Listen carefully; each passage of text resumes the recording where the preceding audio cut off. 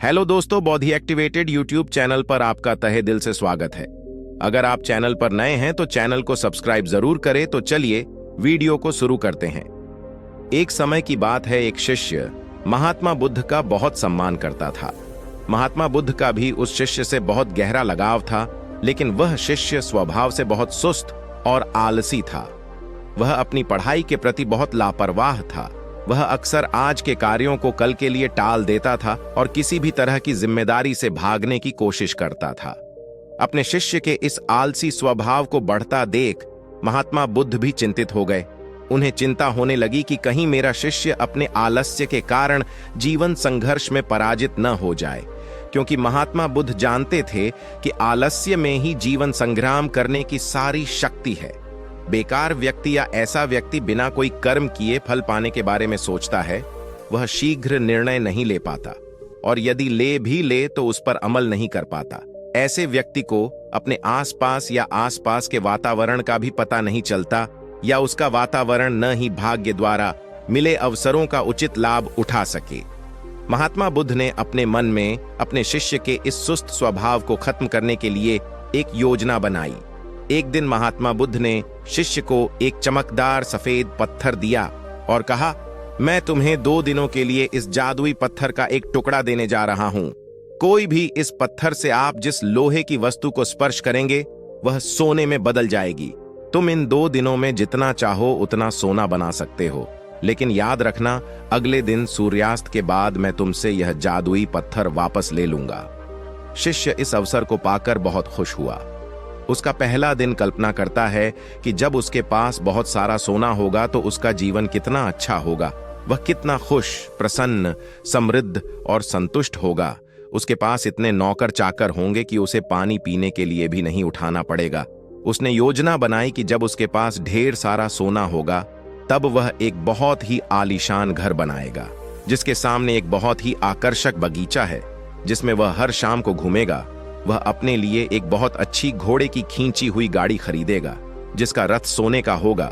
उसके कई अंगरक्षक और नौकर होंगे और उन सभी को आदेश देगा। एक दिन यह सब सोचते हुए वह उस रात सो गया। फिर अगले दिन सुबह जब वह उठा तो उसे अच्छी तरह याद आया कि आज लोहे से सोना बनाने का दूसरा और आखिरी दिन है। उसने अपने मन में पूरे निश्चय के साथ संकल्प लिया कि आज वह महात्मा बुद्ध द्वारा दिए गए जादुई पत्थर का लाभ अवश्य उठाएगा। उसने निश्चय किया कि वह बाजार जाएगा और वहां से लोहे की बड़ी बड़ी वस्तुएं खरीदेगा और उन्हें सोने में बदल देगा। दिन बीत गया, पर वह सोचता रहा कि अभी तो बहुत समय है, कभी भी बाजार जाकर सामान ले आऊंगा। यह सोचकर दोपहर हो गई, इसलिए उसने निश्चय किया कि दोपहर का भोजन करने के बाद वह सामान लेने निकलेगा। लेकिन खाने के बाद उसे आराम करने की आदत थी और उठकर मेहनत करने के बजाय उसने आराम करना उचित समझा। थोड़ी देर, लेकिन सुस्ती से भरा उसका शरीर जल्द ही गहरी नींद में खो गया था, और जब वह उठा तो सूर्यास्त के करीब था। अब वह तेजी से बाजार की ओर भागा, लेकिन रास्ते में उसे महात्मा बुद्ध मिले। बुद्ध को आते देख वह घबरा गया।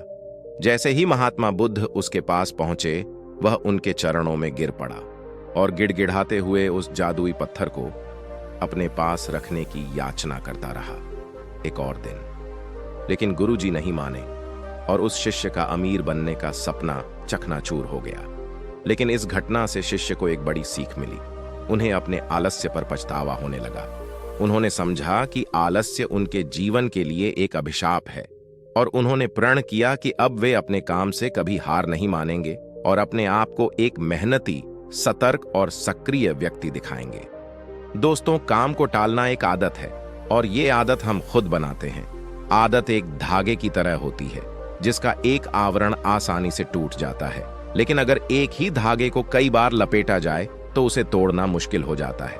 हाँ, इसी तरह किसी बुरी आदत को शुरुआत में बदलना आसान होता है, लेकिन महीनों या सालों बाद उसे बदलना बहुत मुश्किल हो जाता है। फिर अगर आप अपनी आदतों को बदलना चाहते हैं तो आपको लंबे समय तक प्रयास करना होगा।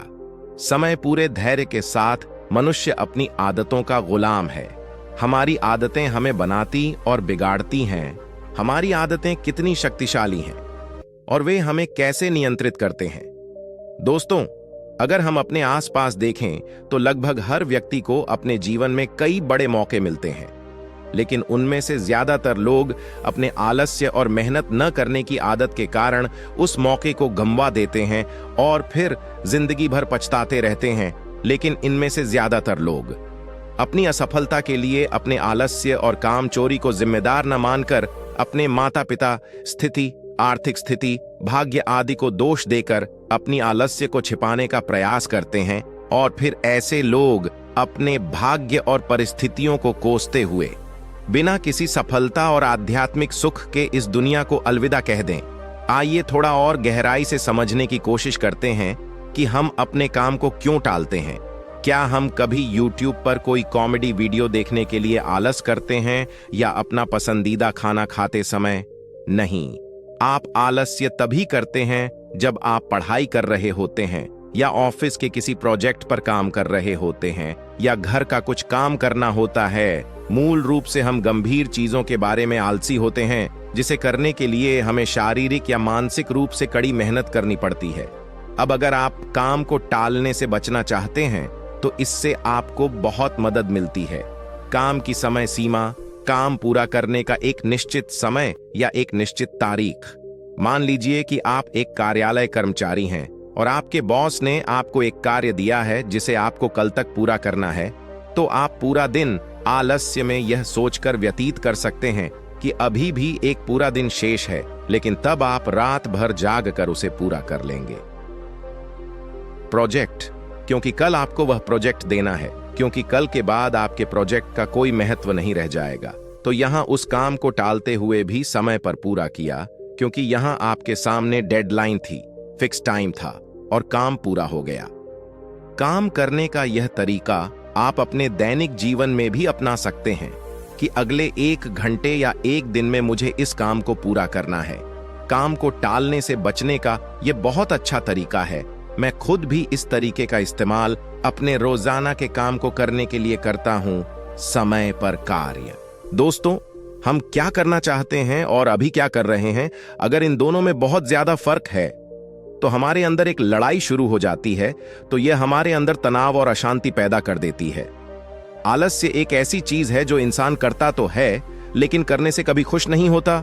मान लीजिए आज आपको कोई काम करना था, लेकिन आपके दोस्त आए और बोले, भाई चलो घूमने चलते हैं, मौज करते हैं, और तुम निकल जाते हो उनके साथ घूमने के लिए।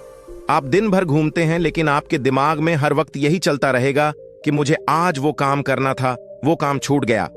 और इसी सोच की वजह से आप उस पूरे दिन को ठीक से एंजॉय नहीं कर पाएंगे, और शाम को जब आप घर वापस आएंगे तो उस काम को करने को लेकर आपको पहले से ज्यादा स्ट्रेस होगा।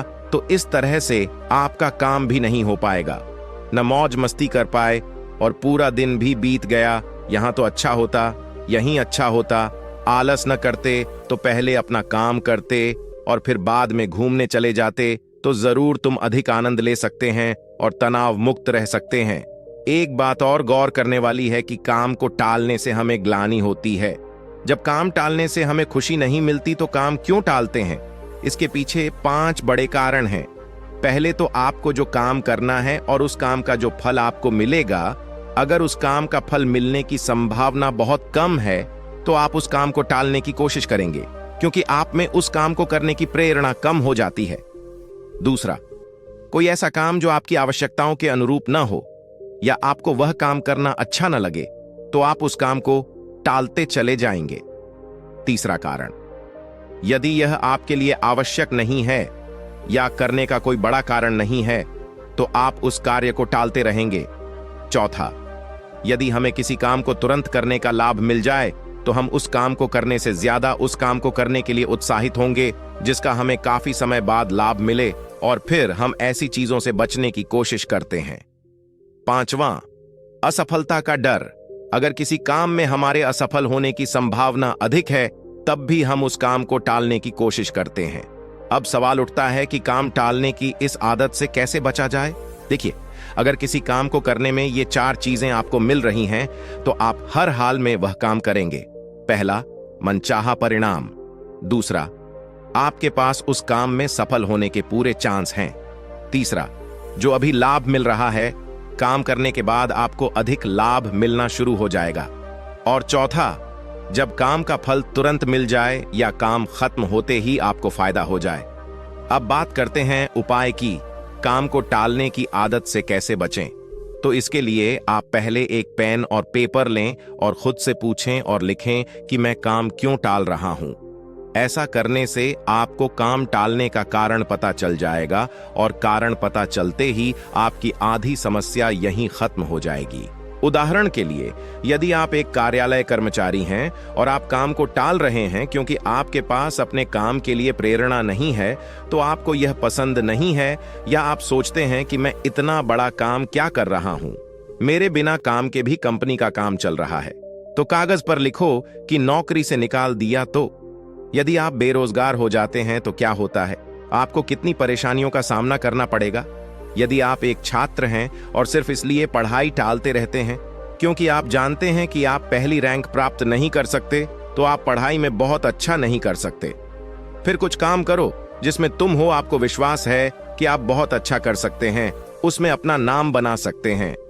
अगर आप किसी बड़ी परीक्षा की तैयारी कर रहे हैं और आपका इनाम 1-2 साल बाद आने वाला है, तो अपने काम को छोटे छोटे चरणों में बांट लें और हर कदम को पूरा करने के बाद खुद को इनाम दें। इससे आप अपने काम के प्रति लगातार प्रेरित हो पाएंगे। अगर आप किसी काम को सिर्फ इसलिए टाल रहे हैं या आप कोई बड़ा फैसला सिर्फ इसलिए नहीं ले पा रहे हैं क्योंकि आप उस काम में असफल नहीं हो रहे हैं, तो एक बात हमेशा याद रखें कि असफल होने से बड़ा पाप कोशिश नहीं करना है, क्योंकि अगर आप कोशिश नहीं करते हैं, आज आप जीवन भर पछताते रह जाओगे कि काश एक बार कोशिश की होती। और फेल होने का डर असल में हमारे अंदर का अहंकार है, जो हमें डराता रहता है कि अगर हम फेल हो गए तो लोग क्या कहेंगे, लोग मुझ पर हंसेंगे, मेरा मजाक उड़ाया जाएगा। यकीन मानिए दोस्तों, हमारा घमंड, हमारा अहंकार दुनिया की सबसे बेकार चीज है। कोशिश करने के बाद असफल होने पर आपको अल्पावधि में पछतावा हो सकता है, लेकिन असफल होने के डर से प्रयास न करना आपको लंबे समय में बहुत पश्चाताप और आत्मघृणा से भर देगा। इसलिए असफल होने से डरो मत, कोशिश करो। दोस्तों, उम्मीद करता हूं कि आज का यह वीडियो पसंद आई होगी। यह वीडियो अपने दोस्तों के साथ जरूर शेयर करें ताकि उन्हें भी इस वीडियो से कुछ सीखने को मिले।